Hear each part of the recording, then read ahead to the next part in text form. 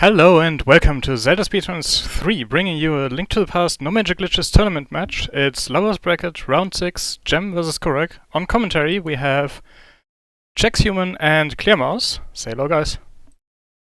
Hello. Hey. Clearmouse, I'm very excited about this race. I am super excited about this race, Chex. We have Kohrek and Gem, two very, very good runners. Who are these runners? That is an excellent question, Chex. So if you have not heard of Gem versus Kohrek, either of these guys, I would question how much Link to the Past you've watched. But if you have not seen them, you are definitely in for a treat. As you said, Chex, these are very, very talented runners. Probably more prominent in the randomizer scene, at least. But at least as of recent, both of these guys have taken definitely a lot of time and effort to kind of polish up their NMG times, especially in preparation for this tournament. So, Kohrek has a PB of 126.08. Actually recently gotten, probably like a month or two ago. Gem actually recently also just broke the 125 barrier with an official Speedruns.com verified speed time of 125.59. But and of course, this goes to show you how important local recording is. He does actually have an unverified PB of 125.47. There's kind of like a 45-second gap that was not able to be captured because of some internet issues. Somewhere I think between like Aga 1 and the end of Desert, or at the end of Hera or something like that.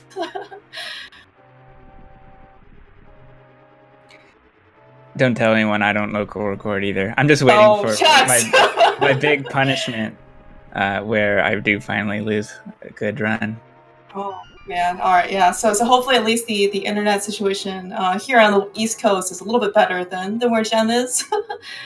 Actually speaking of geography, I am also just really thankful for both of these runners to be able to race this make this a live race, because so Kohrek also here on the East Coast of the United States, Gem all the way in Germany, 6-hour time difference, and definitely is not on the easy side of logistics and scheduling. So the fact that this was actually able to happen is certainly really awesome to see.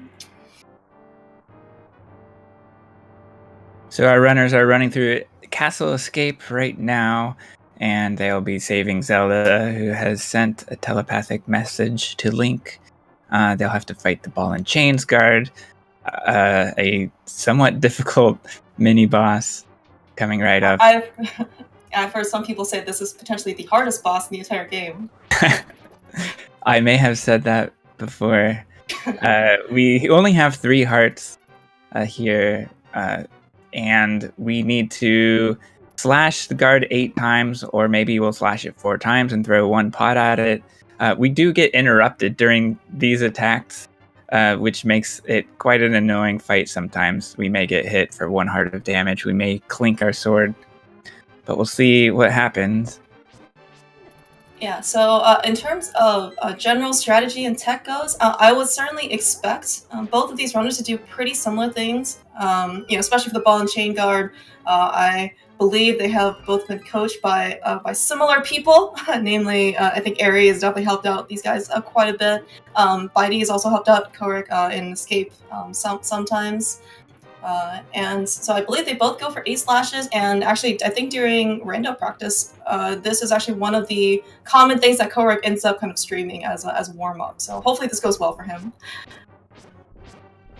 Kohrek had to slash the green guard out of the way, which was slightly annoying, but dealt with it well. It would be an enemy that you might want to boomerang, but it was at a strange angle for Kohrek. And the sword slashes worked well. Nice fights from both runners. Mm-hmm. Yeah. So both of these guys make it look much easier than it actually, as you said, Chex. Many things can go wrong on this fight. Well, as of a lot of things in this game, many things can go wrong, but certainly this one can be pretty punishing. Dying in Escape certainly is not unheard of, especially with a little bit more practice, just because it is the first segment of the game.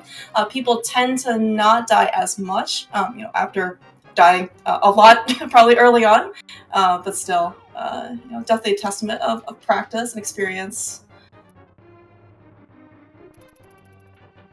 And if we did have low health, there are heart pots around here to refill our health.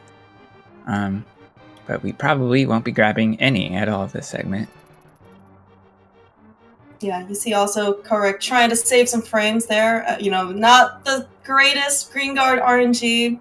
So because some of them ended up getting kind of in his way, so it's sort of opting to slash, opting to kind of boomerang instead. Boomerangs are 3 frames faster, but also guarantees the stun. So just because he necessarily slash the guard away does not mean that he won't come back.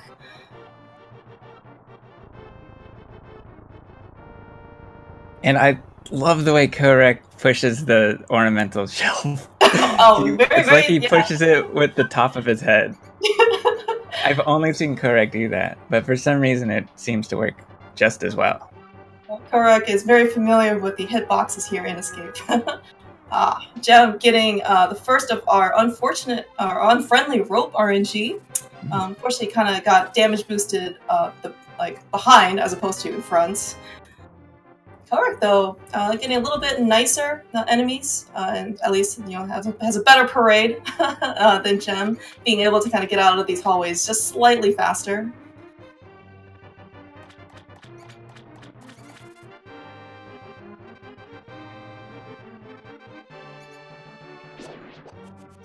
And here's the key rat, the greatest source of RNG in this segment. Yeah, I didn't think that Kohrek actually grabbed the key. It was so far off screen in the dark, but I'm glad that he knows he has more experience being able to grab that key than what it always appears to be.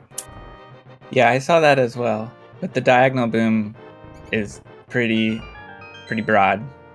Did pretty well there. All right, nice escapes from both runners, both getting a 554 on their splits. All tied up. Yeah. So nothing, I think, too spectacular that really happened in this game. Also, no, I guess, bonuses to try and save a little bit of time getting out of escape.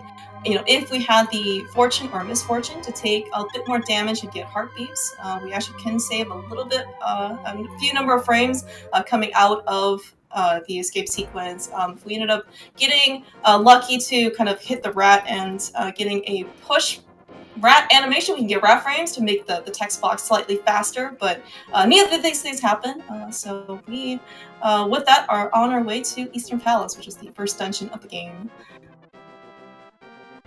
Right, we have a long walking overworld here.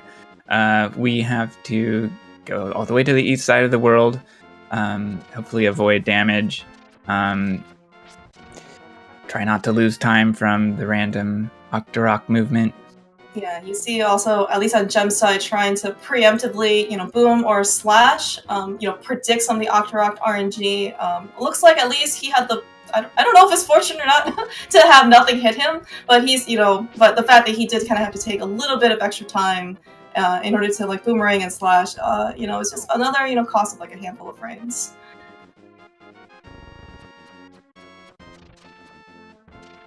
And both runners do a good job avoiding the blue guard at the end, which is a guard that we can avoid by going quickly up the stairs, and we go quickly by hitting left and right on the controller.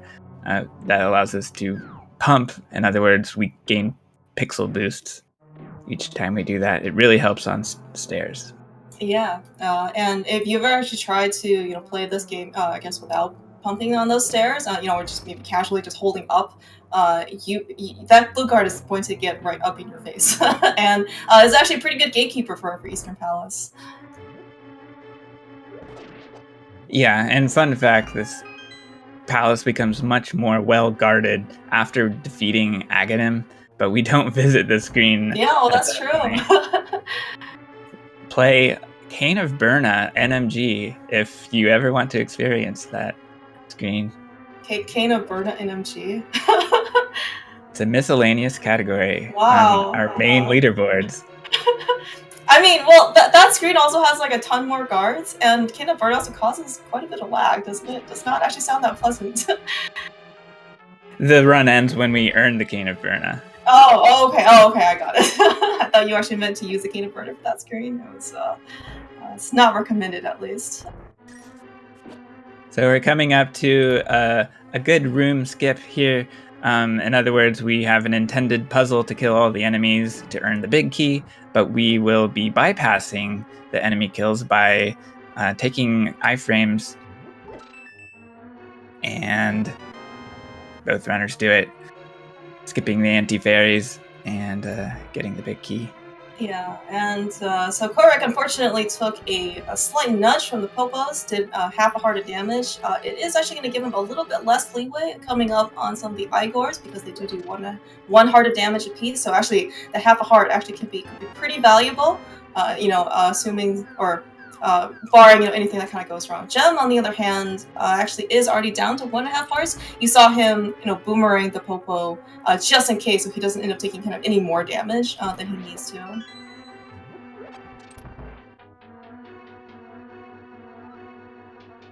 Kohrek goes for a slightly different strat to get the Igor key, slashing the Popo on the right side.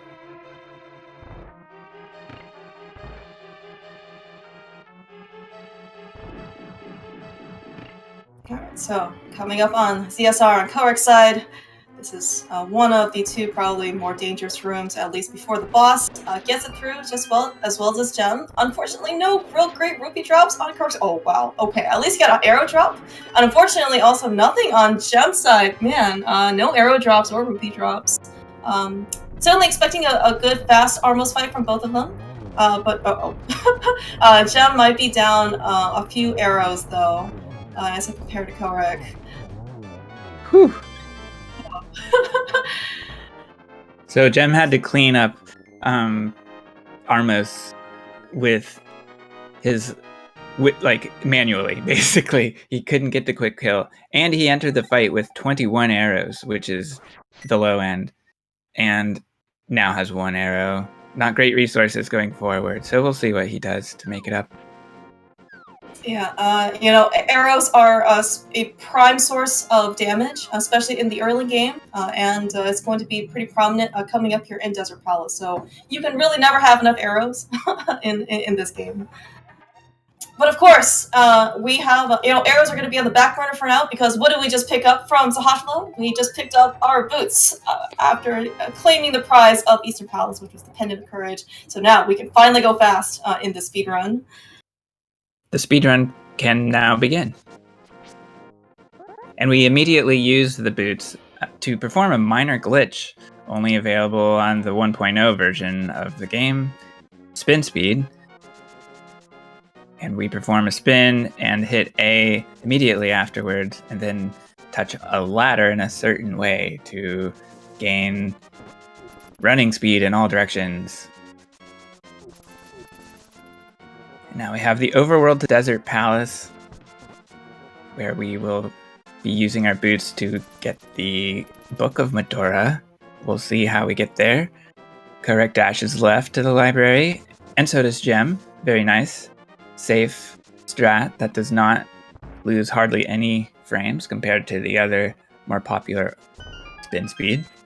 Yeah, I think actually both of these runners, because they've been kind of coached by Aerie, certainly at times, I believe they both follow, kind of Aerie's strategy here. If Aerie, who has 123, doesn't need to do spin speed there, they probably also don't need to do spin speed. Kohrek. Unfortunately, getting just nudged by that blue guard. Gem, though, manages to make it through without having to stop his dash.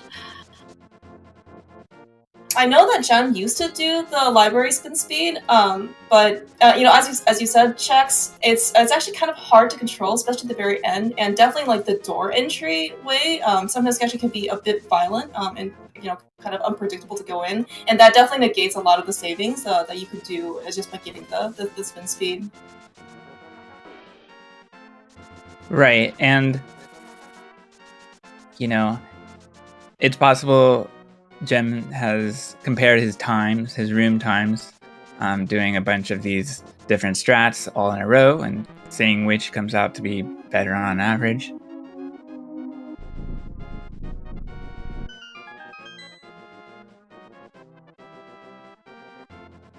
Kohrek seconds ahead of Gem at this point, coming into the entry of Desert Palace.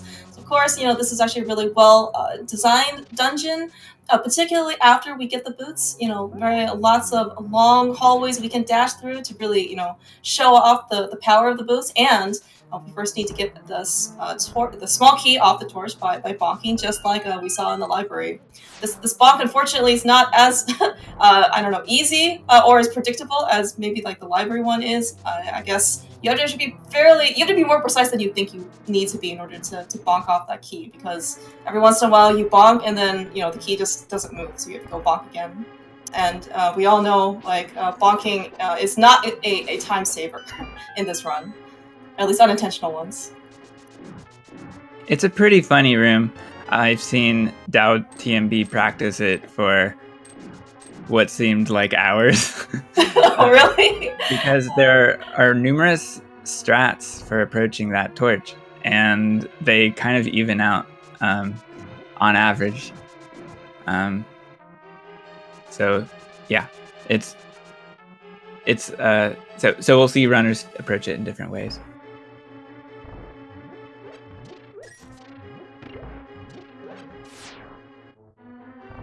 All right, so we're running through circle of pots. I saw someone get a blue rupee. I'm not sure who. We have the option of getting. It looks like Jem picked up a blue rupee, and he needed those 10 arrows as well. Yeah, Kohrek also did pick up the blue rupees as well. Mm-hmm. Yeah, Kohrek especially, down. I won't say necessarily down. I mean, but it's he's definitely kind of at a. He would like some more money at this point. How's that? Yeah, we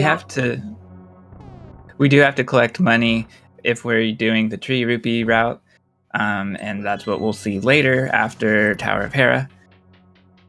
Yeah, so certainly I would expect both of these runners to, do 3 rupees. So I think that blue rupee from the Popo was a kind of a nice drop. Wasn't too terrible out of the way. Probably at this point, I don't know if Kohrek would normally go for that, but at this point, it's not going to cost him very much time in order to pick up a really nice 5 rupees, especially if he doesn't have to get the backup one in like Aghanim's Tower or something like that. All right. We're also go ahead, James. Go ahead. No, okay. We're approaching the Landmo fight, by the way. So I'll watch Kohrek here, and we'll see how many cycles. Yeah, and as you mentioned, unfortunately, we had to use 2 extra arrows in the Armos fight on Jum's side, and we did get any arrow drops, so he's actually going to be down a few arrows coming into the Landmo fight. Hopefully, though, it won't matter too much.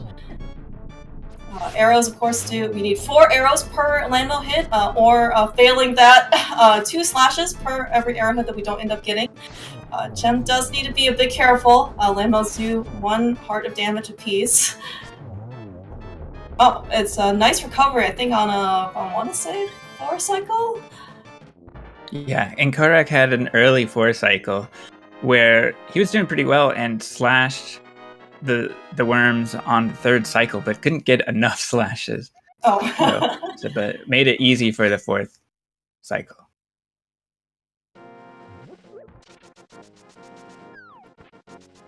And speaking of course, resources, Gem, unfortunately has been kind of at an arrow deficit the entire time. Kohrek is sitting at a very pretty 15.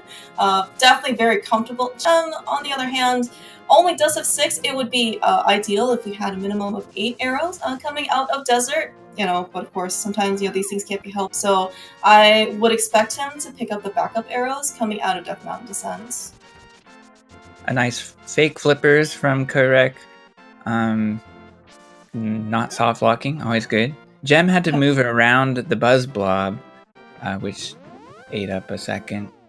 Yeah, those buzz blobs, the movement is not always super friendly, and I think Kohrek didn't have to stop his dash at all. Gem, I think, did really well to, react and dash cancel early, so he didn't end up, not only didn't bumping into the buzz blob, but also, didn't dash into the buzz blob. And getting electrocuted and then having to, not only lose some health, but also losing, quite a bit of time due to that electrocution animation.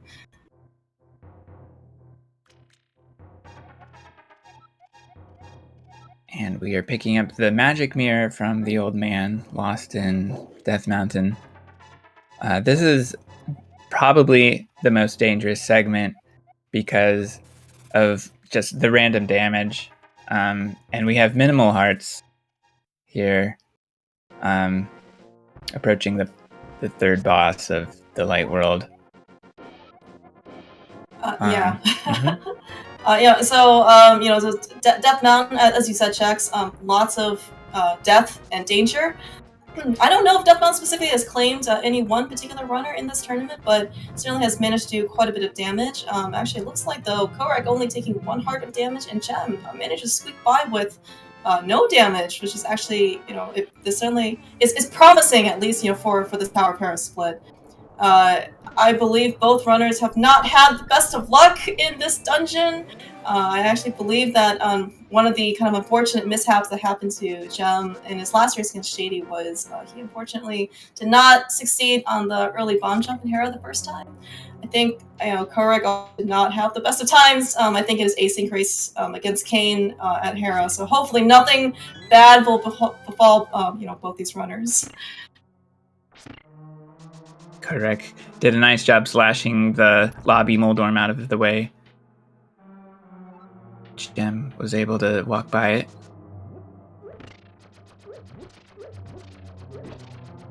All right, so now we're in Tile Room. What is our strat here?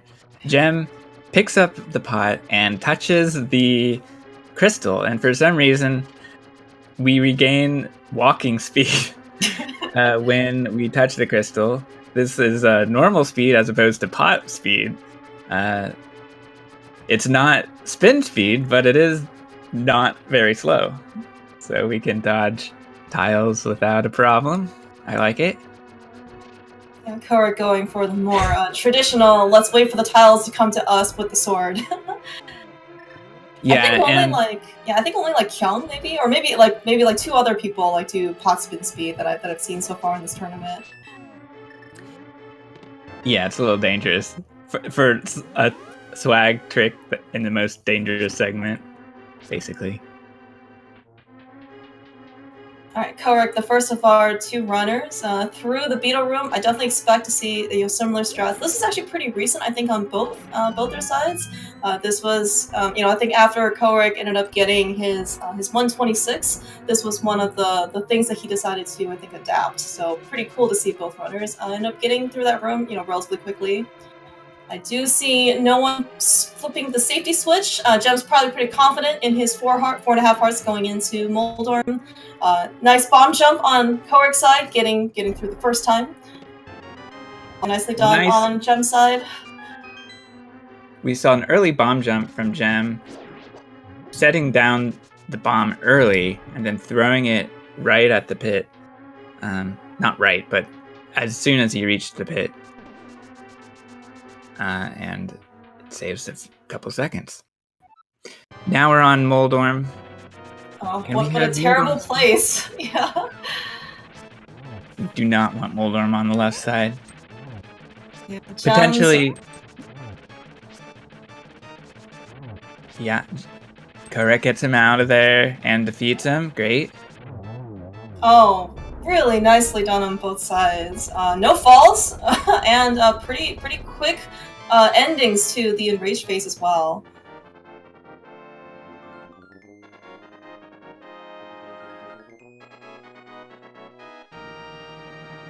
Yeah, unfortunately, for Kohrek, and he did, he did react to the RNG, pretty well.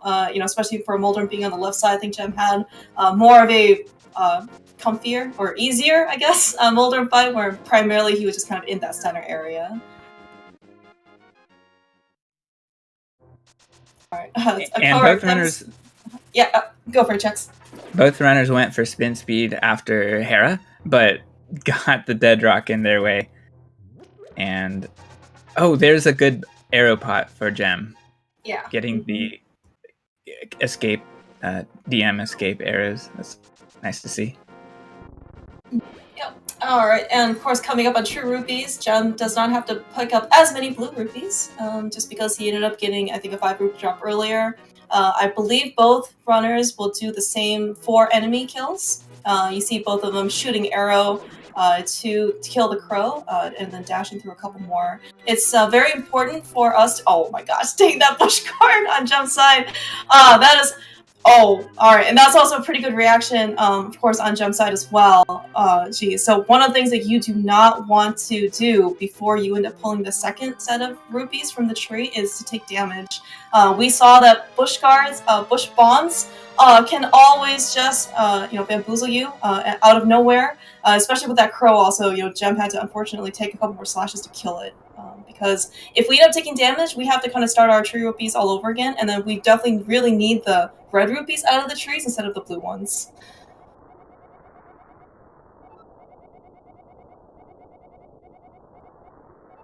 Alright. So only a couple of more bushes remain before we get those red rupees. Kohrek slashes left to defeat the bird. That was pretty close to Ash on Kohrek's side. Alright, okay, so no dangers hiding in the bushes, at least on the way back, so really nice to see. Alright, so at least we do, or will have, our requisite 110 rupees. Both of these runners are going to be able to pick up another 5 rupee in the second Circle of Pots, or at least, the Circle of Pots room here in Agnum's Tower, which is going to be enough in order to pay off Kiki and gain us entry into the Palace of Darkness. Of course, so that being said, we also still don't want to get hit. One of the nicer things that we can do to save time, and also potentially set up a safety drop later in Turtle Rock, is to Born to keep our sword beam. So we definitely still want full health.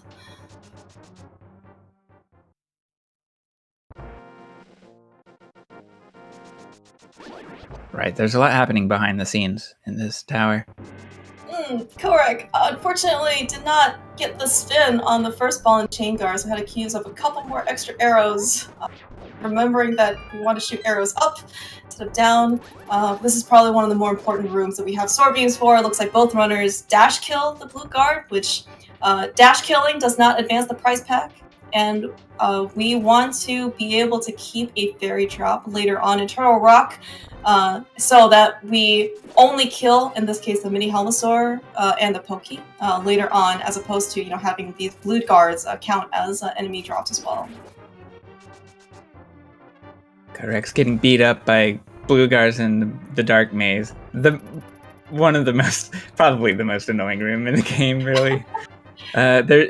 We just get poked by enemies beyond our reach.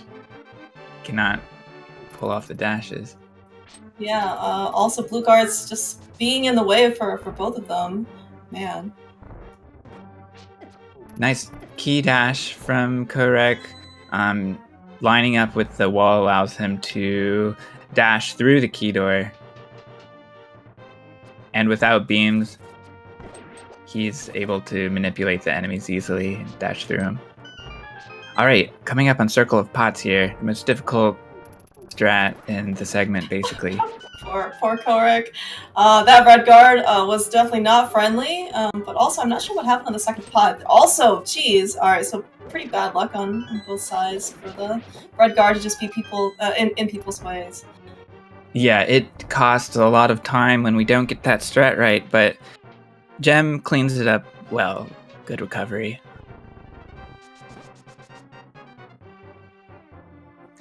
A nice dash, chew, push, and dash from Gem. Right, I'm also glad that glad that Gem also was able to dash and clear the guard at the very end. It actually did look like some swords were definitely going to clink, but managed just to squeak right on by. Yeah, it's a tricky strat.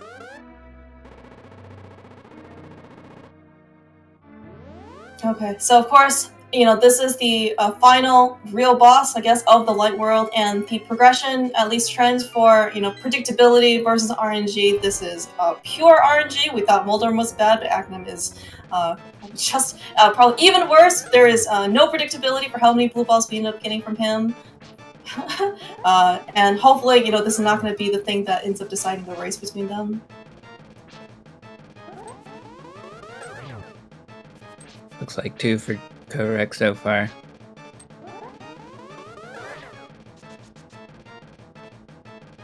there's not a whole lot for us to do in this fight.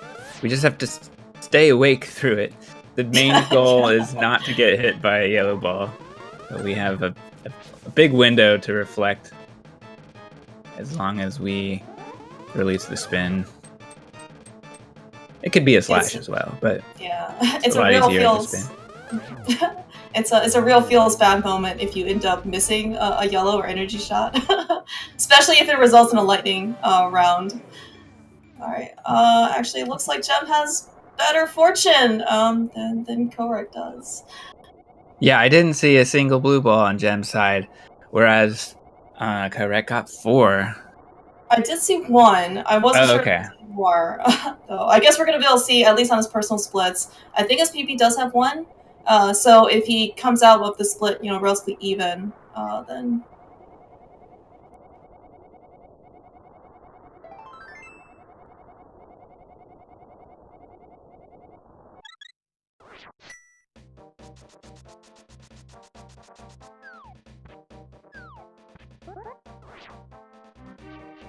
Now we're in the Dark World, and we are dashing toward the first dungeon, Palace of Darkness. The overworld is a little tricky. It's not especially dangerous, although we can get hit here. And it's returning to this overworld after the dungeon that's dangerous, especially. Yeah, and Gem I think is probably the happiest when he manages to make it out of Light World. Correct. Oh man. All right. So I know that you're gonna face Gerdo later on tomorrow, checks. But we definitely don't want to see Gerdo kind of joining the party early, at least on Kohrek's side. We saw Kohrek is already going into Palace of Darkness, unfortunately, with somewhat of a health deficit. Yeah, those birds are scary. The murderdactyls. Health is always important, it seems like, for every single dungeon, especially in the early game. Early games we're probably more in danger of dying than anything else. There is a reason why in many attempts for PvEs, not only just for races, is people picking up Sankar specifically for this dungeon, because we definitely want as much health going into the Helmless War fight, as well as the rest of this dungeon. And so the fact that Kohrek is down a little bit of health definitely means he just needs to be a bit more careful, especially since the hammer jump, which is coming up probably earlier on jump side, that also does cost health. Even if you do it right the first time, definitely would cost a lot more health if we have to make multiple attempts. Right, 3 hearts down, it may be impossible for Kohrek to use beams to hit a switch later, which will cost 2 seconds or more. Well, 1 second or more, rather.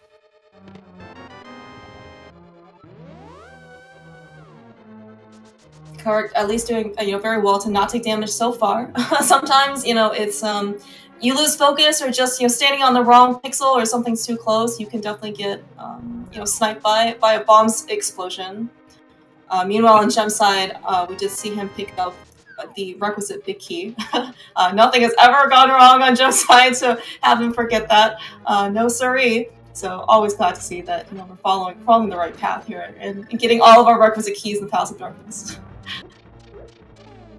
Yeah, no one would open the big chest without a big key. That would not happen. Uh-oh. Yeah, what is the lineup?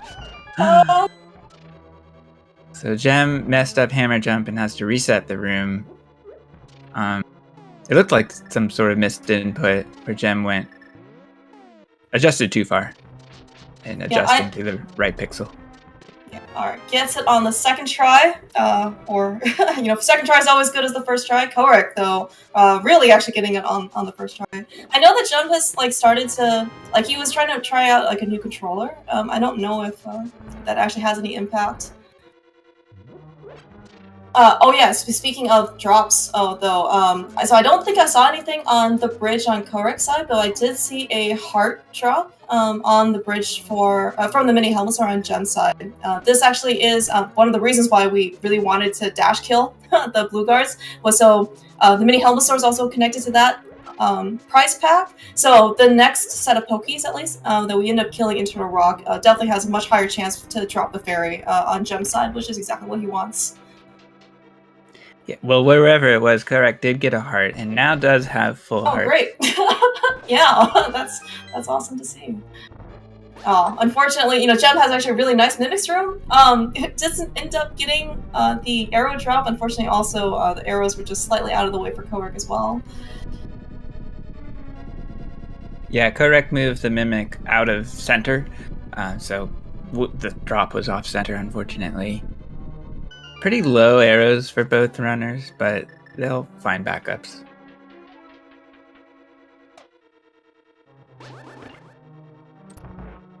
All right, as you were saying, Chex, both these runners end up keeping their sword, getting back their sword beams, and be able to at least save some time by using the beams in order to hit the switch. Gem, not partying whatsoever. Kohrek also had really tame turtle room as well. We definitely really want boring, resonant sleeper type of turtles to be our encounters as opposed to turtles that decide to have a much more exciting party than others. It's not that I don't want to go to a turtle party, I just don't want it in my NMG speedrun. I don't know where he ended up taking that much damage so quickly, but looks like both runners are going for the spin speed version. Yeah, Gem has to be careful. It has only one heart remaining. And both runners defeat Helma. Oh. Okay, so that's one for Team Sankheart on Gem's side. Oh.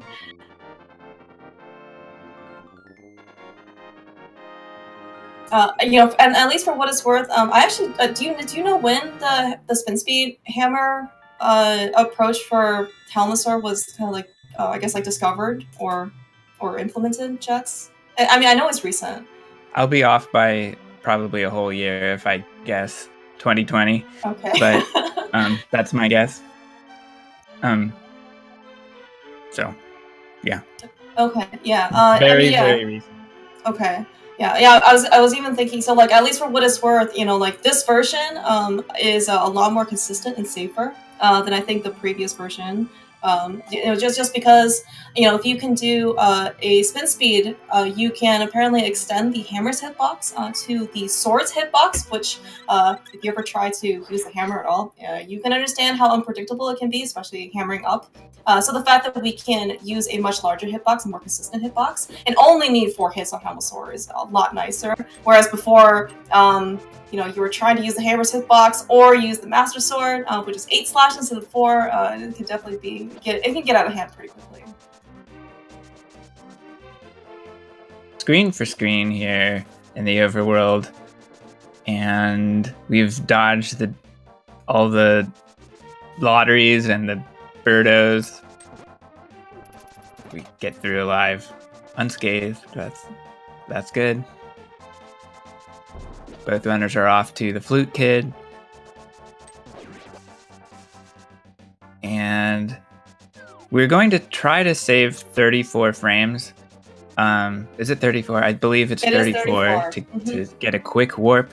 Every time we use the mirror, we have a chance to save half a second. So getting this lineup is a little tricky, but it looks like Kohrek's got it. Yeah. Gem does as well. Really nicely done both sides. And first digs on both. I know that might sound a bit sarcastic, but it is surprisingly difficult sometimes in order to dig up the flute on the first try, especially when you're coming out of the quick warp. I'm glad you said it then, because I would have said it sarcastically. So now it's very important to get spin speed to dodge the red guard in Kakariko. Very good. Yeah, you saw Gem definitely making a second try to make sure he got it. But.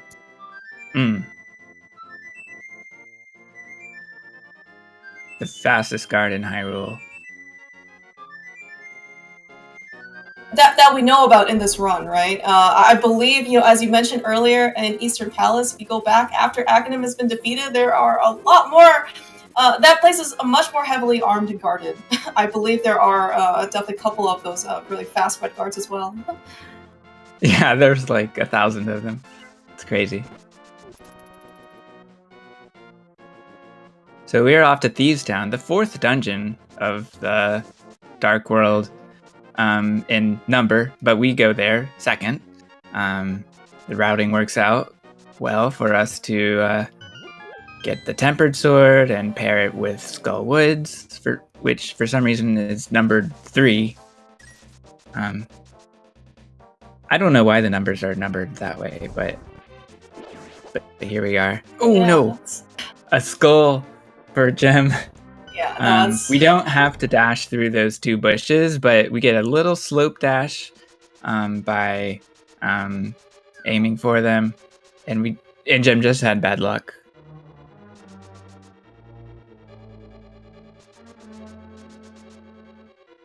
I'm actually not sure how the bush spawns are connected with everything else, because I know that they are going to want to dash through the bushes in Skullwoods after this dungeon.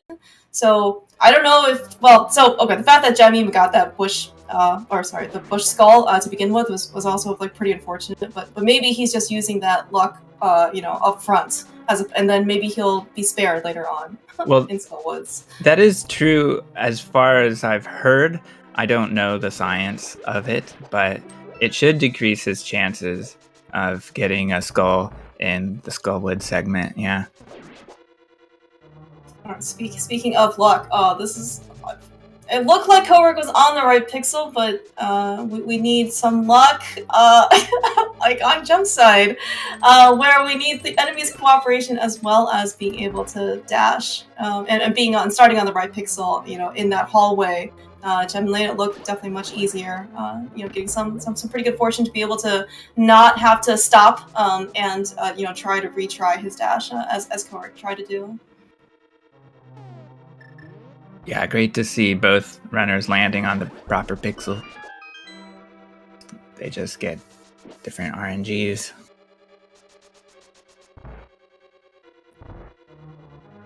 Also making sure to save the time to verify that the bomb floor did actually explode. We do see some black, especially given how close these runners are. This is definitely not a mistake or a set of rooms that you want to do again. Gem picking up looks like an extra bomb. Yeah. What a sink! Yeah. That's really funny to see. Bringing his total up to 6 to match Kohrek's. A good save number. Right, because Gem was down a bomb because he did hammer on second try. Oh, that's right.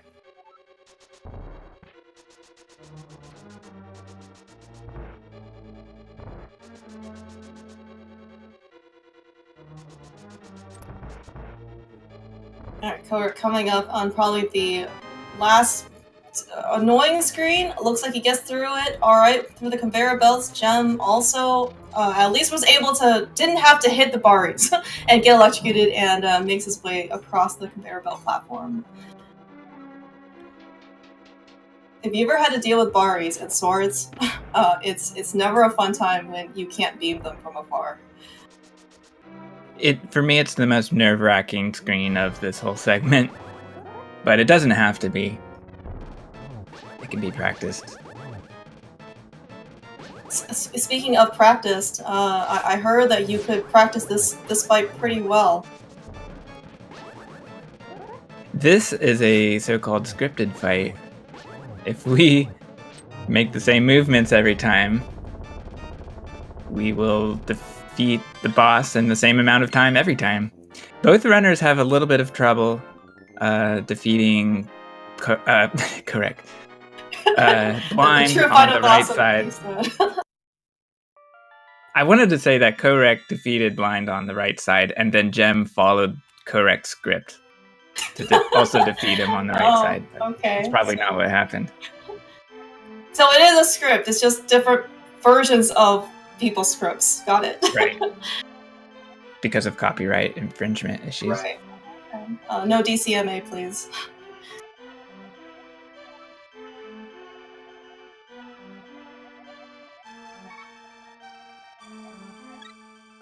All right, we now have Titan's mitts. We can now save a frog that becomes a blacksmith, his true self, in the light world. We are also collecting rupees, so we'll collect enough rupees for Zora's flippers, and we'll collect the tempered sword from the blacksmiths. Yeah, and that is Oh, I was just gonna say, this frog is definitely a lot more fortunate in his life than at least the Flute Kid was. I think the Flute Kid ended up kind of being stuck in the Dark World, whereas at least the blacksmith gets rescued. For sure, and we see both runners mirroring on the blacksmith screen. So they are using a strat we fondly call blanksmiths, where we pass the time it takes to temper the sword by transitioning just out of the screen and back. And with this strat, we don't have to make as many potential manual errors, picking up rocks and throwing rocks. It's approximately the same amount of time. Just depends on human error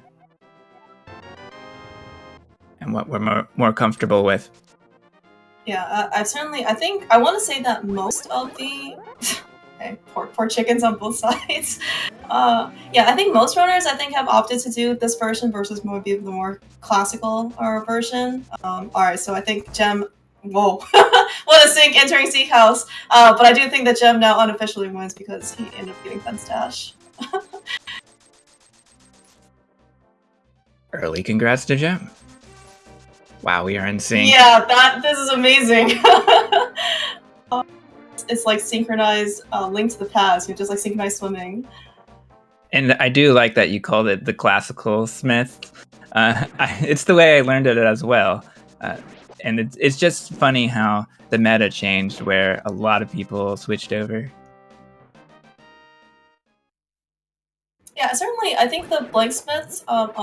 Unfortunately, it looks like Kohrek didn't end up getting the slash out in time, but he at least got a fortunate arrow drop on the Baris. Not, oh my gosh, Gem. The Gyptos are not cooperating really though on either side. Gem does need to be a bit more conscious of his health. It's bad. Gem will have to figure out Okay. what the heck he wants to do to be safe in this segment. We will, our more common. We get a nice clutch fairy on Gem's side. Nice save. Although it looks like he still got kind of sniped by that rope later too. But at least, Gem is in a much better health position, right? We actually did see some pretty good bomb jumps on both runners' side. Nothing early, of course, but every bomb jump does still cost another heart of health. Mothula, if done properly, as in we follow the initial please die in 3 hit script, requires some cooperation from Mothula, then, we don't have an issue, but more often than not, the fight is not friendly. The longer the fight goes on, the more in danger you are, so having a lot of health is definitely a really nice buffer. Yeah, what the ideal fight is it begins with a double hit. So as soon as Moth rises, it is halfway over. So we'll see if they get the double hit. Ooh, looks like both runners used the fast strat, the Cypher strat for the Mummy Hellway. Yeah, both runners end up getting some pretty friendly fire snake RNG. There we go, in the first room as well. Got the key dash. So, got through this room, in a pretty good rhythm. Ooh, good fight for Kohrek. Yeah, really nice. Alright, did Gem get the poke dash? He did! That was also just a really nice moth fight as well. Oh. I think she ended up, taking some contact damage from Moth, but otherwise it was very fast 3 slashes. Or sorry, dash poke and 2 slashes. Yeah, both runners were able to employ dash pokes to deal damage to the Moth while it's against the spikes. And that's a tricky thing because the spikes zero out damage typically when we slash it against the spikes.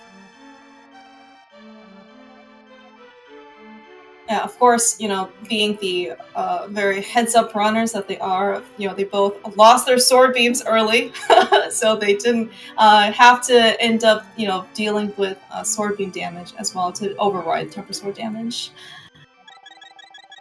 For sure.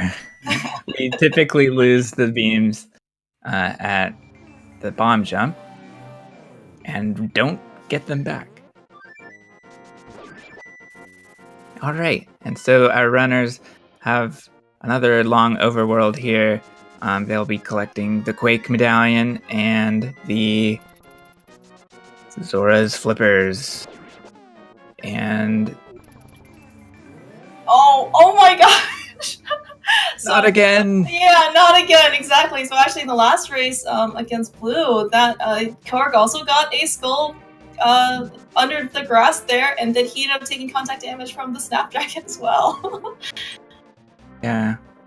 So, and Kohrek is going for the lottery, and so is Gem. Both runners avoid random damage. That's good. Yeah, especially, I'm really gotta see, the damage not compound on Kohrek's side, right? So of course, one of the things we definitely want early on, especially for Ice Palace, is we want to be able to keep full health, specifically our sword beams. The fact that Kohrek is down, 3 hearts already, is likely that he's not going to be able to keep or maintain his sword beams in order to get full health back. But also, Ice Palace is just a very dangerous dungeon in general. So, holy cow! Yes, the 3 for 3. I know, that is amazing luck on Kohrek's side. So he actually might be able to keep beams, not down health as we might have predicted or thought.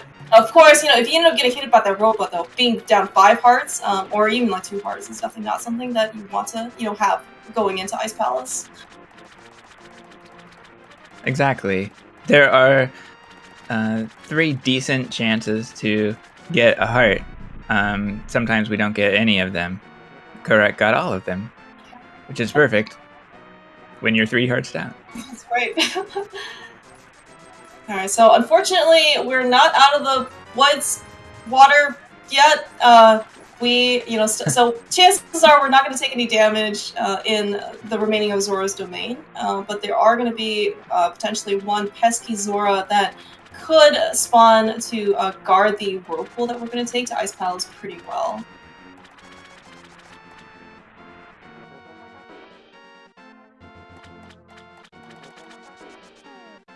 Oh no! Oh my gosh! All right, so unfortunately, Kohrek ended up getting sniped by the fireball, but Jam, I forgot about the crab that potentially also lurks there. So unfortunately, I didn't see the crab contact. Yeah, Kohrek. So no, unfortunately, neither runner will be able to have sword beams coming into the second room. With trying to kill Baris and Keys together. But Gem definitely has to be a bit more conscious of his health because he is down 2 hearts as opposed to Kohrek's only like half. Yeah, and both runners use Fire Rod to deal with the electrocuting Bari. We don't have a lot of magic to use, so if we have to use it, it's good to save it for that room.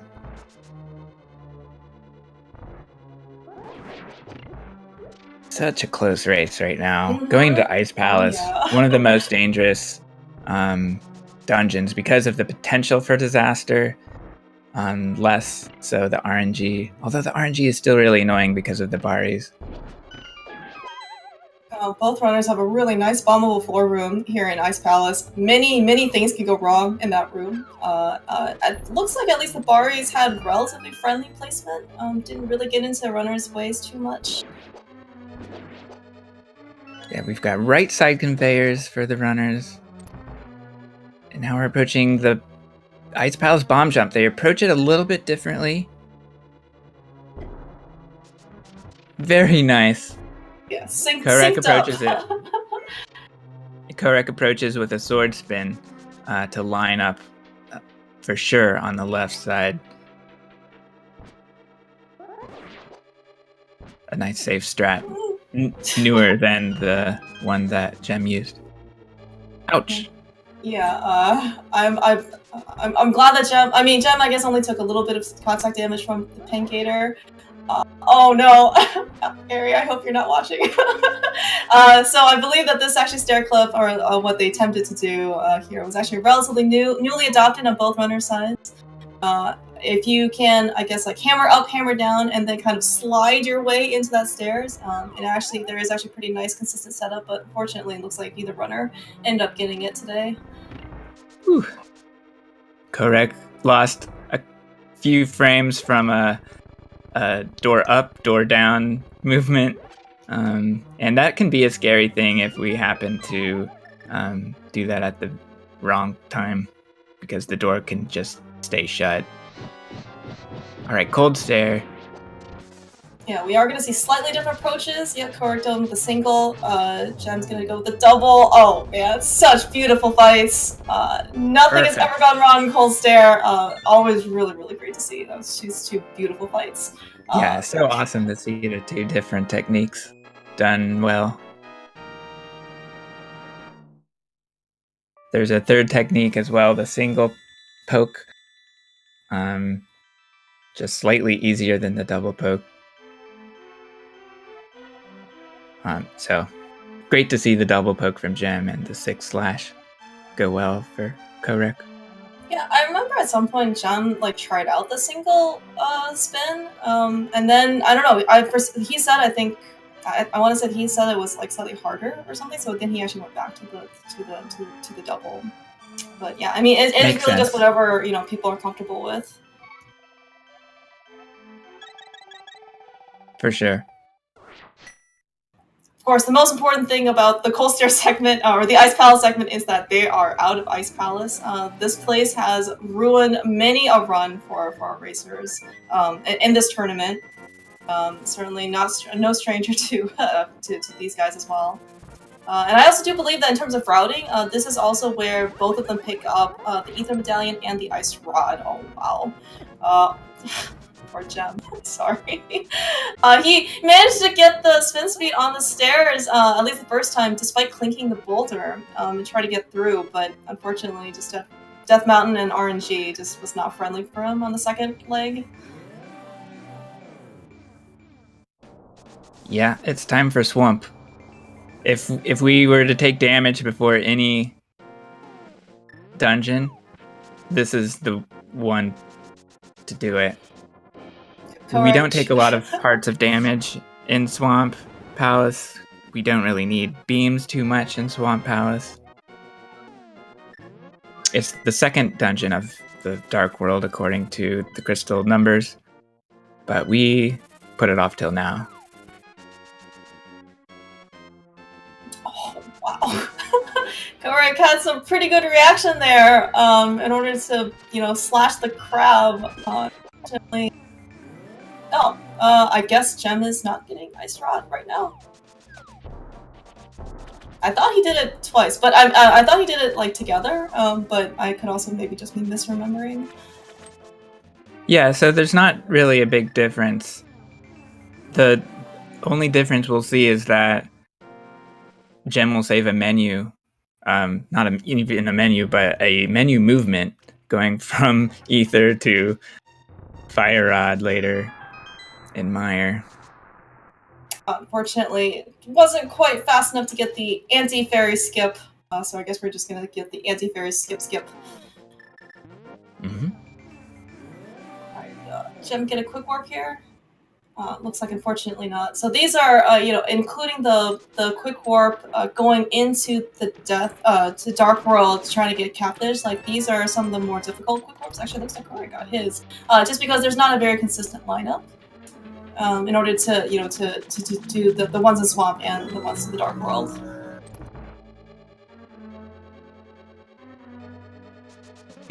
Yeah. So Kohrek lined up for a sort of a center aisle dash, but took a bonk there.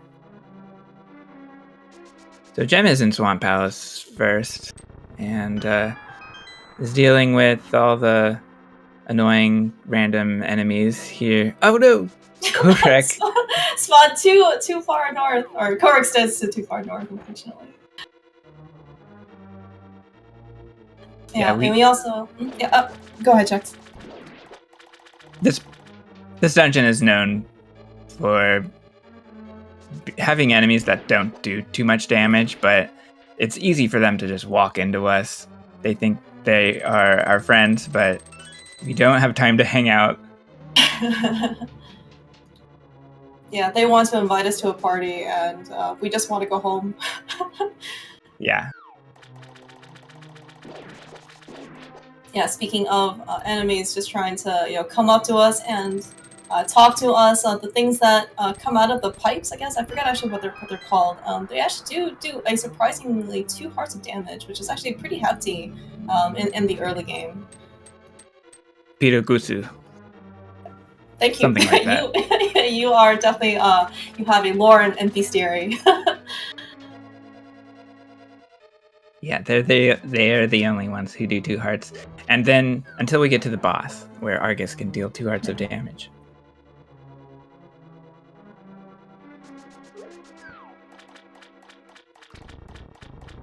Yeah, we also do see, in Swamp Palace, despite the fact that there are, most of the enemies here do, as we mentioned before, half a heart of damage, Raised Alphos, full heart of damage, it's a lot of enemies on the screen, and you actually see that in order to just be conscious of how many sprites there are on the screen, sometimes during cutscenes especially, you actually see that both Gem and Kohrek decided to try and hug a wall, just in order to kind of reduce some more lag, so the game doesn't have to draw yet another sprite, which is the shield. We saw a nice hammer dash from Gem to on his way to the big key. And that can save 5 frames. Don't mess it up, though, or we'll be losing frames.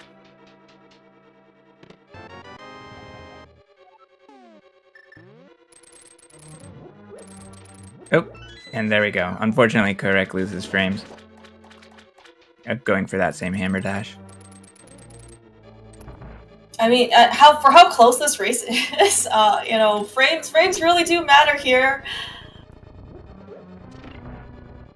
Yeah, I saw Gem approach the statue diagonally, the one we have to push. He could save frames by going up to it directly. And that is a statue where we get hook speed, because for some reason, when we have the hook speed state, we can pick up pots easily. They get priority. So we can pick it up from behind the statue. All right, refill room for Gem. He gets the bomb and the arrows. That's a good safety measure. He'll have a bomb for Ice Rod and an extra one just in case in Misery Mire. That's right, just in case. Gem has never lost a run where before he decided, I think, not to pick up the bomb. And he's like, well, if I fail Spooky and Mire, then I guess the run is dead. And, I'm sure that run is still somewhere. Gem, awesome to see. He does get the 0 cycle. Really nicely done. Difficult execution. And the quick kill with the Fire Rod, for phase 2 in Argus. Super fast and clean fight. Nicely done, Gem. Yeah, beautiful to see. I missed Kohrek's skip of the arrows in the statue push room, the fastest arrows to get, basically. But he's comfortable picking them up in the refill room and gets the bomb there as well for safety. And Kohrek goes for the slash method. Should be a safe way to get a 1 cycle on Argus. And he goes for the Fire Rod quick kill as well. Very nice. Yeah, that's it's definitely really nicely seen on both runners' sides, especially for phase 2. It's actually pretty fast phase 1 for Kohrek, all things considered, just because looks like all the puffs behaved relatively well, and he was able to hook them without letting all the puffs kind of get away from him earlier. So definitely, I think on the faster side of phase 1. Yeah, for sure. All right, Gem. That was nice quick warp C coming out of swamp. Does not do anything fancy, just waits for the bird in order to, pick him up. I've definitely seen some people use hook speed. Do you actually do that, Chucks? Do you use hook speed to get out of swamp? Okay, yeah. Iframes are really also nice. It basically can be used, to your advantage. Wow. Gem. Canceling his dash very aptly, just in time to make sure he does not take damage from the bomb's explosion. Was this, coming into Misery Mire, we definitely still want as much health as we possibly can, not only for the dungeon itself, but also for Vitreous, and specifically for the second room in Misery Mire. If we can keep our sword beams, we definitely do that room significantly faster. All right, Jen is the first to the warp, to the portal to take us to Misery Mire. Kohrek right behind him. Man, this is a ridiculously close race. So with that ice rod, Gem will not save that menu movement that I mentioned earlier. So I'm not really sure why he went for it before Misery Mire, but here we are. There's the menu. So Mire 2 is one of the most fun rooms in this segment. We'll see how they deal with the popos and the whiz robes. Good standard beam strat for Gem. Yeah, good wall rebound for Measure. Kohrek, though, with a really clean Mire too.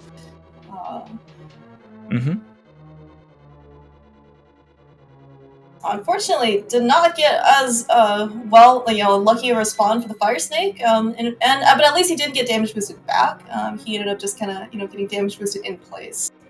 That heart that he ended up taking is not going to be the end of the world for him. I think we do have like a heart buffer, or in some people's cases when they do PB attempts, if they don't pick up Sank Heart, this is exactly the amount of health that you have anyway. Yeah, he doesn't have beams for the crystal, but that's fine. That's right, Gem. Remembering that he has a fire rod out, takes no prisoners for Baris. If he's in your way, you really want to fire rod him, because instead of slashing always runs the risk of electrocution. And it doesn't matter if the Bari ends up disappearing. We are just gonna go upstairs anyway. So burning, versus as long as it's out of the way, we're good to go. And now we have a moving wall on a different screen for 17 seconds, so we're not seeing any action.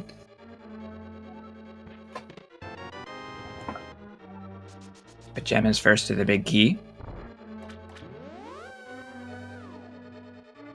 Gem actually has a good amount of health. I would expect him to go for a Spark Gamble coming up, which could cost him 1 heart, and then as we get our last requisite small key, right before the basement, we're probably going to be taking another 3 hearts of damage. Alright, so he did go for it, but unfortunately, the gamble was not on his side, and ended up getting damage boosted back. I'm not actually. I think if you end up pausing at the at the right time, you can actually end up getting damage boosted forward. Kohrek, on the other hand, took the crooked route. Misery Mire's crookedest street. Did not go for the Spark Gamble.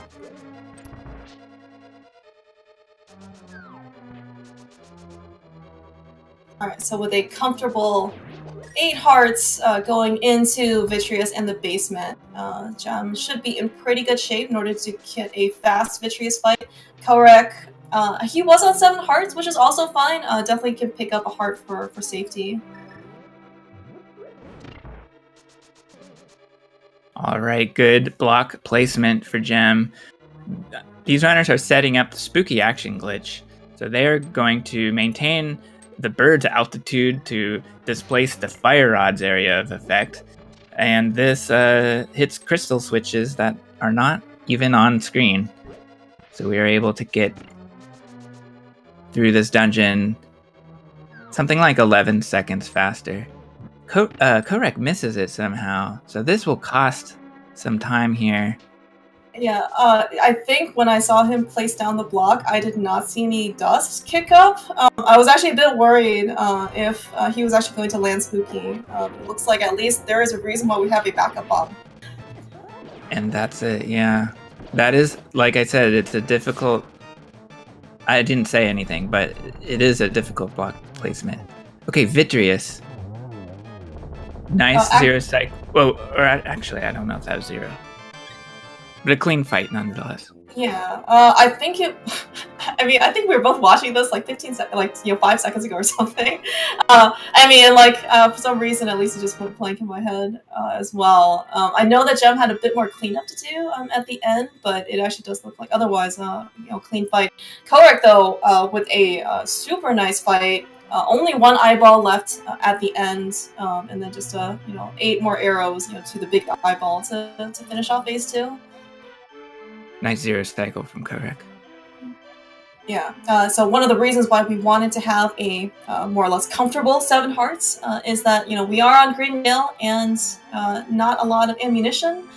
So and we want to be able to sword spin out the eyeballs, but the eyeballs do 4 hearts of damage. The goop, though, on the other hand, does 1 heart of damage. So what they really want to do is take damage from the slime, use the iframes, and then be able to do sword spins right in the middle of all the eyeballs, which we see, well executed on both runners' side. You do sometimes need a little bit of nicer, I guess, like smaller eyeball movement, just so you don't have to do as much cleanup at the end.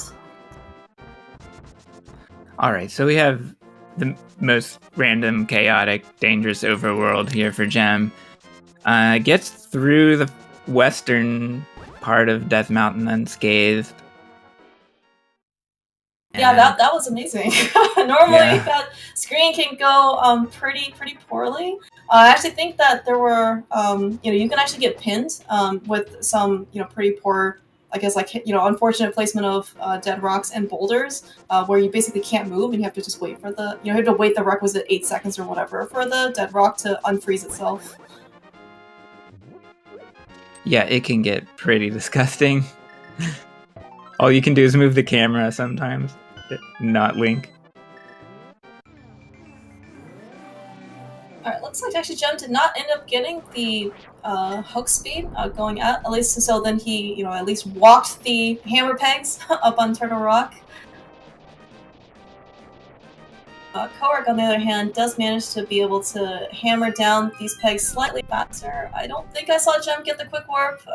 Looks like it's much harder to do with super speed on Kohrek's side. It's not free, despite what anyone says otherwise.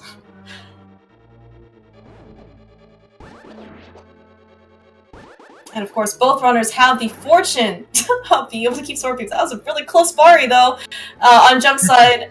Yeah, of course, whenever we see Baris, from afar and we have sword beams, that is, the best time in order to attack Baris, so we don't have to worry about them either way.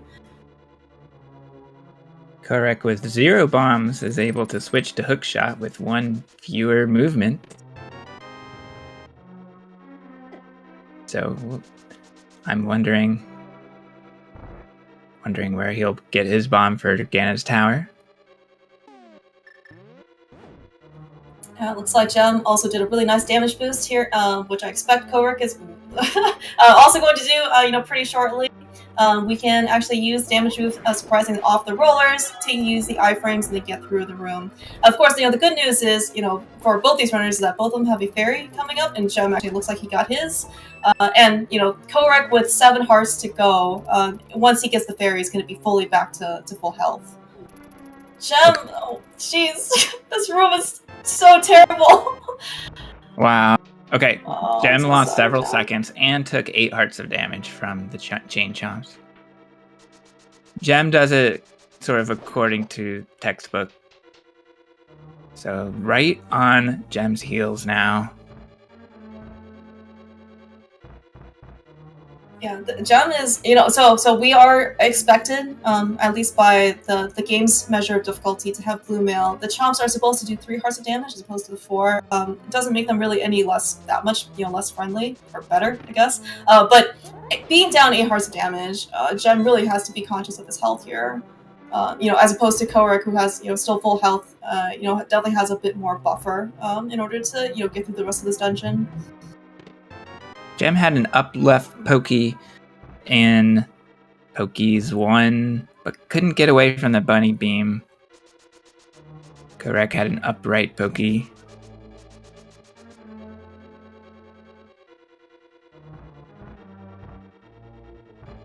And Gem has beams, and hopefully he'll maintain those for Crystal Roller Room, which may be able to go faster. Gem is approaching Pokeys 2. We get some kind of lousy RNG here, but Gem deals with it fine. Yeah, picking up another heart just in case. So it looks like actually Kohrek managed to get the full magic drop as well from the Pokeys. Yeah, that's quite nice. Yeah. At least for these runners, their magic level looks pretty good. Definitely will make things a bit easier coming up in the later stages of this dungeon. Okay, nice iframes strat from Gem. Costs a little bit of time compared to optimal, but very safe and effective. And Kohrek, with beams, is able to clear the room a bit faster. Gem is still ahead on the tracks. There's no real getting ahead in this room as we move at a constant something. I don't know what it is. It looks like 1 pixel per frame.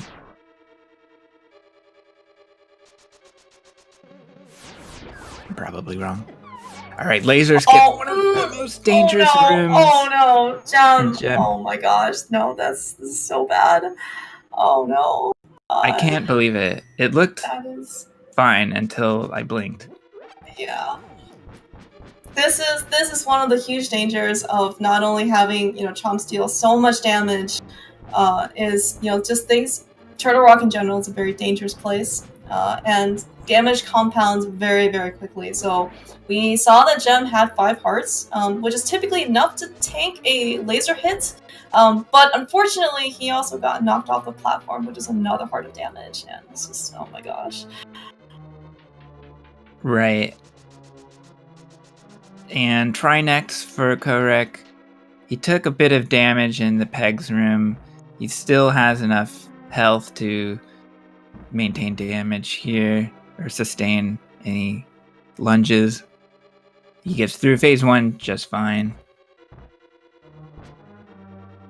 Yeah, health-wise, I certainly don't expect this to be an issue. Looks like actually pretty good phase 2 as well. He ended up getting both sword spins on the body, and then just needed 1 more slash to kill the rest. Kohrek, sitting with a pretty comfortable 8 hearts, could actually just take another hit from the head as well. Only does 4 hearts of damage if he really wanted to.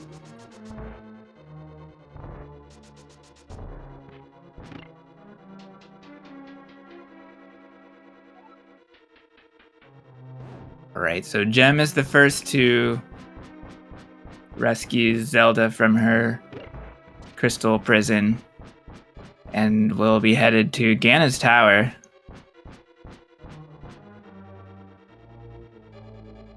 Gem is making his way back through the dungeon. It will take less time than it did the first time, although he still needs a small key. Yeah, I mean, going through all of this earlier, looks like he actually was going to go try and get the quick kill for Beetles. Unfortunately, it looks like nothing really cooperated. The good news, of course, is that he did not get knocked off the platform. He also did not take any laser damage. Unfortunately, did not get the key dash. Maybe he was too high? A little too high, so he doesn't get the required nudge from the bottom rail.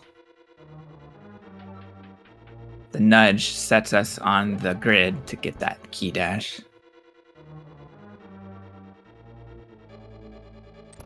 I'm not actually sure if Kohrek ends up watching either Gem stream or the restream. I know historically he has not done that, so I'm actually not sure if he is aware of, I guess, his position in the race. I think Gem has known to at least keep an eye on his opponents, but not sure if that's going to be the case here. Okay, very nice. Okay. Alright, so Gem makes it through the Tridex fight, phase 1, with just he makes it through. The fact that he's going to live, looks like he at least also got the 2 slashes, or the 2 spins, and the 3rd slash. Sort of a rage fire rod at the end, too. I don't know. Trinex dodged 2 fire rod shots at the beginning. That was a little scary. Alright, so Ganon's Tower basement for Kohrek. It's a pretty fun dungeon. We go through a lot of puzzles and obstacles at the beginning of this and fight a Light World refight to get our big key. We will then go up to the tower, very heavily combat oriented and with some dangerous obstacles, and have 2 more Light World refights. And we have enough arrows. Yes, we do. We have 19 for Armos on ice. We don't really get the perfect bomb for Kohrek, but he lets the anti-fairy out and gets through just fine.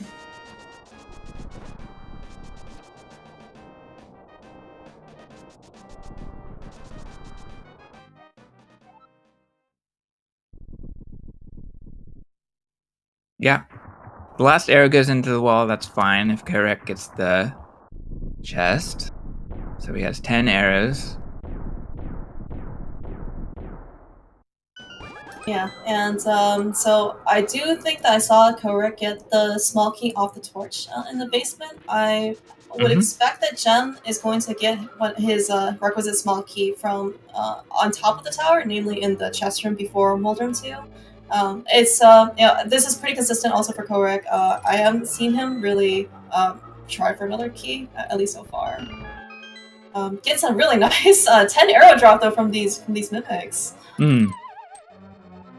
Yeah, nice to have arrows for use in Gauntlet 1. And maybe even Gauntlet 4, depending on strats. So, Kohrek is making his way up the tower. He's about to approach the Gauntlet, where we will be fighting enemies in a sequence of 5 rooms. Nice lineup and deals with G1 quite well. Yeah, G2, the most annoying room with 3 skeletons with their random movements. He gets through there just fine. Wow. I've seen, yeah, Kohrek is making some really nice usage of that bow. Certainly seems very comfortable with it. I do believe he just tried to bow the Stalfos as opposed to using a fire rod here. Yeah, that's a risk to take. It gets away with that short stop.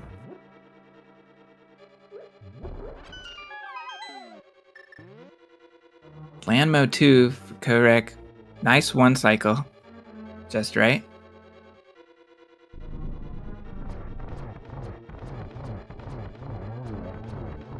And again, this tower, we have to watch our magic meter. And Kohrek's going into it having saved magic using the bow. So he'll get to do these rooms slightly quicker, perhaps.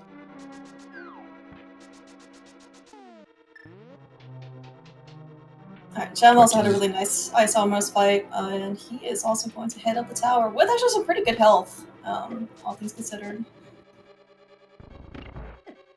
Right, both runners had only 1 heart of damage going up the tower.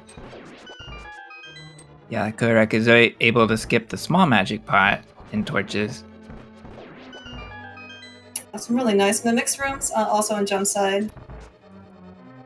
Did not end up getting any 10 arrow drops, but I think Gem probably does not rely as much on projectiles going up the gauntlet, and he definitely, well, I won't say definitely, but he typically switches the Fire Rod for the last room of the gauntlet. Alright, Kohrek picking up a 9th heart, going into kind of the last phases of the game. Already using one, what a pesky Moldorm. I was gonna say that, if you have 9 hearts, it actually can be a pretty comfortable, or relatively speaking, Ganon fight. Ganon Hug does 8 hearts of damage, so at least you're not in one-hit KO mode. 8 hearts, you have to be a little bit careful, because the Fire Blasts do 4 hearts of damage, but, I guess if Ganon decides to cooperate, you don't have to worry too much. Oh, no. Hoo boy. This bumper room can go poorly if the setup isn't right. So we get bounced around a little bit.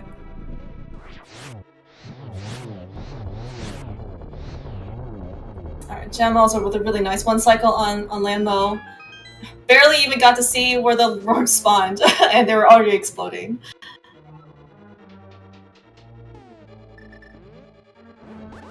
And we have the most difficult boss fight to optimize. We've got Aghanim to... Kohrek's getting some rough patterns.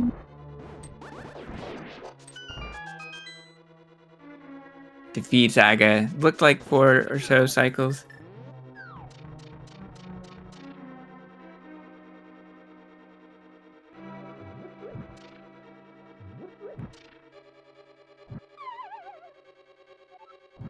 Alright, looks like... Oh no, Gem. He needs to... Oh no, this is not good. Looks like, unfortunately, he had 2 errant, torch lights with the lamps. Unfortunately, he ran out of magic, but geez, he was really able to make that time count for him, because he was still able to just squeak right on by while the door was still open. Such a great save. Yeah. So now we have the Ganon fight for Kohrek. He gets a 1 cycle of phase 1.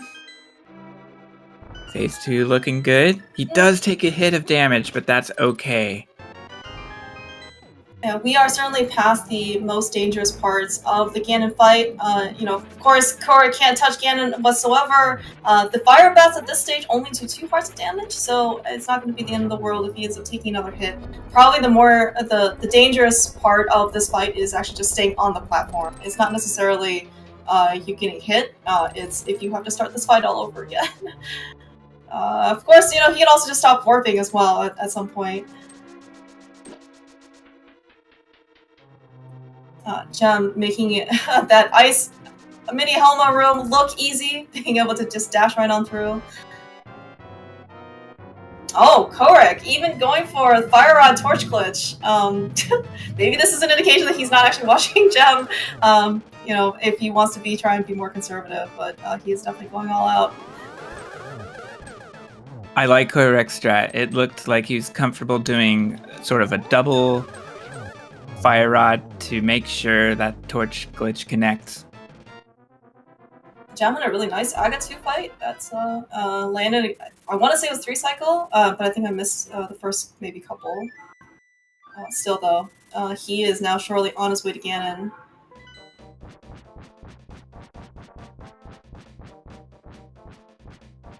Nice and easy. Oh no, that is not, we do not want to see Blue Ganon. Huh. Yeah, that was the last hit too, so... Sword up for Kohrek. GG's. GG's. Just has to go through. He just waits for the bridge to spawn, walk through, and he is claiming first place in our race today from Gem versus Kohrek. Let's see if we can get official time. 1 hour, 27 minutes, and 39 seconds. GG's, Kohrek. Gem. Oh.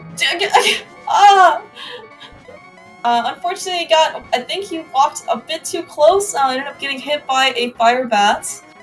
And also has to go through the number of warps that Ganon.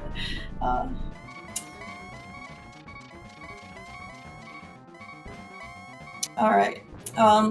He is Gem is still definitely on one-hit KO mode. He's got his heartbeats of encouragement, which I'm not actually sure if we heard on Kohrek's side. But either way, he is definitely past the most dangerous parts of the fight. Just like what we saw on Kohrek's side, I don't expect Gem to really take much damage. Of course, bad things can happen. He does get torch glitch with Fire Rod. Fortunately, though, we saw Blue Ganon, which is definitely not what we want to see. That's what happens when we have silver arrows, which unfortunately we do not have. Alright, looks like Gem at least lands the first spin, and he has got 10 more to go. Getting some nice triples once it kind of gets back in rhythm.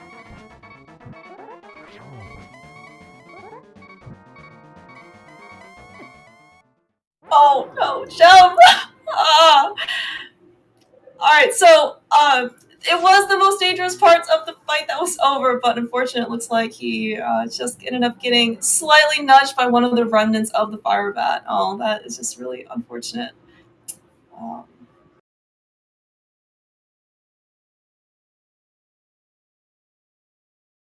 Alright, looks like with that, Gem is probably aware of where Kohrek has that already is finished, so it looks like Gem is opting to not continue. Speaking of, Kohrek, GG's, welcome. Thank you. How are you feeling, Kohrek? I mean, so I said before this that statistically, it was more likely to be my best run of the tourney than my worst run of the tourney, and it's my best run of the tourney. So yay, yeah, good stuff. We're also nice job, Kohrek. Hi, GG's Gem. Yeah, thanks, GG's Kohrek. Hey, thanks, GG's Gem. I didn't see what happened in Turtle Rock. What gotcha? Well, first the chain jumps got me down to 5 hearts or whatever, and then I dashed into a laser on Laser Bridge and fell off with 5 hearts, which killed me. Oh no! At least you didn't get hard locked. Yeah, that's true. Yeah, you guys were, neck and neck. Maybe seconds apart. Like single digit seconds apart. Even actually going to Turtle Rock, and it was just so heartbreaking to see Gem fall off at the very, very end. Yeah, GG's to you both. We were watching the screens closely, seeing who could gain or lose frames while we were in Mire. By the way, Gem, why do you get the ice rod in Mire? I don't know, because I stupidly decided that I would get it there, and now I'm too lazy to change my splits. Oh, okay. I like it. I actually thought you got both of them together, but maybe I just misremembered. No, I used to get both before Swamp, but then when I started getting back into NMG, I was bad and kept running out of bombs in IP. So I couldn't get Ice Rod half the time, so I moved it one bit further. But I probably should have just moved it to Turtle Rock, to be honest.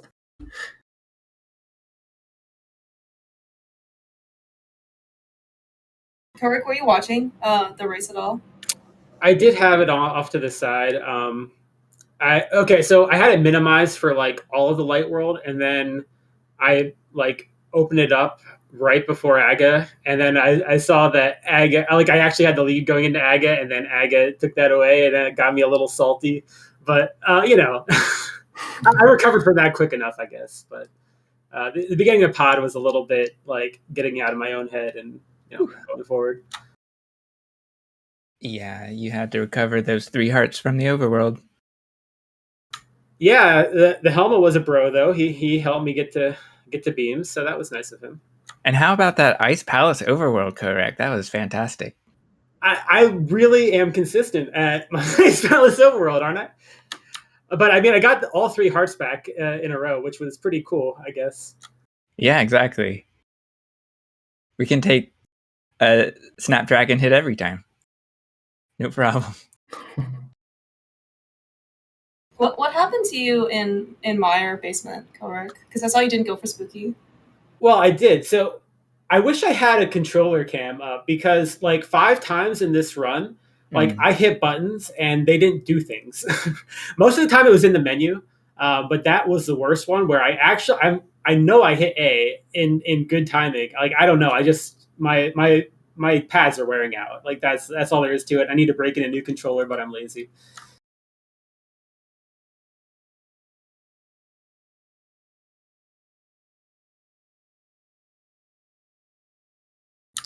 But yeah, that's all that happened. It's like, okay, well, I didn't kick up dust, so, and I don't know the backup, so I guess we're just not doing any spooky here.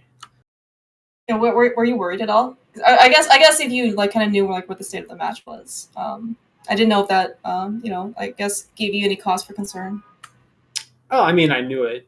I knew I was already a few seconds behind, so yeah, it wasn't gonna help. That's for sure. But it's also one of those things that like once something happens, you can't do anything about it, so.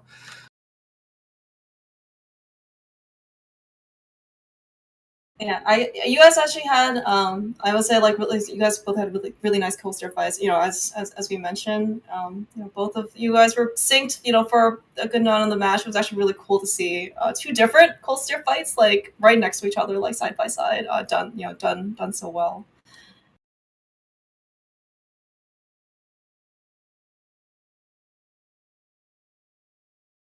I'm not sure I have any more questions. Jem, do you have any more thoughts on this run or the tournament? Well, it was a ton of fun to play. To also like really get into NMG in preparation for the tournament. I really enjoyed grinding down my time. So yeah, a lot of thanks to Dwayne and his helpers for organizing this tournament. It's been great motivation to get into NMG, and it's just a ton of fun. Yeah, it's been a lot of fun to watch. Any potential for making your PB officially verified, Jem? Probably at some point, but for now I'll probably just take a break. And Sounds good. I don't know, at some point come back to NMG, grind down my time a bit more. Nothing wrong with that. That tends to be a pretty healthy way to go about it. I'm glad nothing bad happened to either of you and Hera. I think this tournament has not been kind to you, at least for that split. I actually almost golded my Hera. I was just 1 second off gold, which was pretty incredible considering like the overworld on that mountain was not really that great. So my Moldorm was a jerk. I don't know if you caught that at all, Jem, but he was on the left side the whole time. Yep. Oh man! Wow. Yeah, still only +8 versus gold, so that's pretty good with that. Wow, then your Hera must have been incredible. Or your Moldorm fight. Or like it's pretty good. Handling the left side, I mean.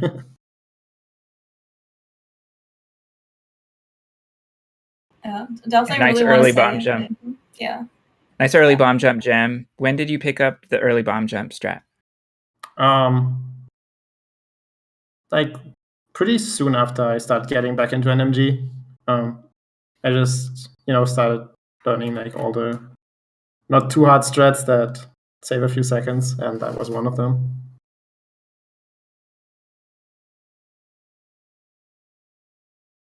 And Kohrek, looking forward to your next race. Any thoughts going forward? I mean, not really, honestly. I feel like I am kind of ready to take a short break from NMG. I do plan to come back and learn new things, but because I'm going to be honest, like I haven't studied like most of the late Dark World splits, like actually studied them. So, I guess I want to do that at some point, but right now I'm just like ready to take a little bit of a break, but I'm still going to do my best. Like, I put on a good performance here, and I'm still going to play hard, but Bitey is a great runner. He's very, very good. We came in, I think at the beginning of the tourney, our PBs were like at 1 second apart. I think he's improved since then, but it should be a fun matchup. And then I don't know if I get past Bitey, who knows? I think that I'm just going to take it one game at a time and do my best. I don't plan to be grinding that heavily. Probably just a run or two, just to stay fresh. But I'll give it my best shot. Right on.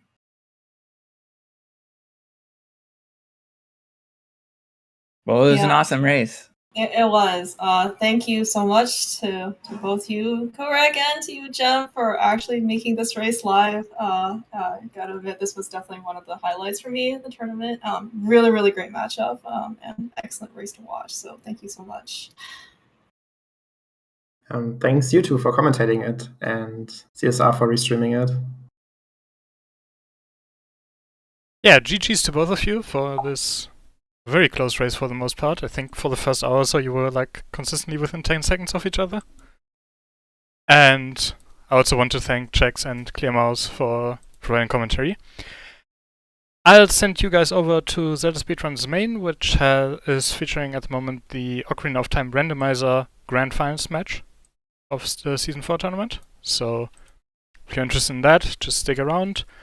Coming up on this channel in about 20 minutes is the Breath of the Wild any % bi-weekly community race.